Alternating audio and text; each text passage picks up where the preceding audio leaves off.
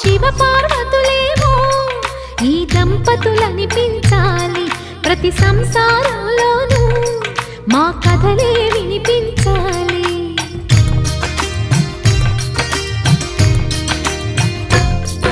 ఆ సిరిని శ్రీహరిని మా జతలో చూపించాలి, శ్రీకాంతుల కొలువంటే మా కాపురం అనిపించాలి. మా ముంగిలిలోన పున్నమి పూల వెన్నెల విరియాలి, మా చక్కని జంట చుక్కల తోట పరిపాలించాలి.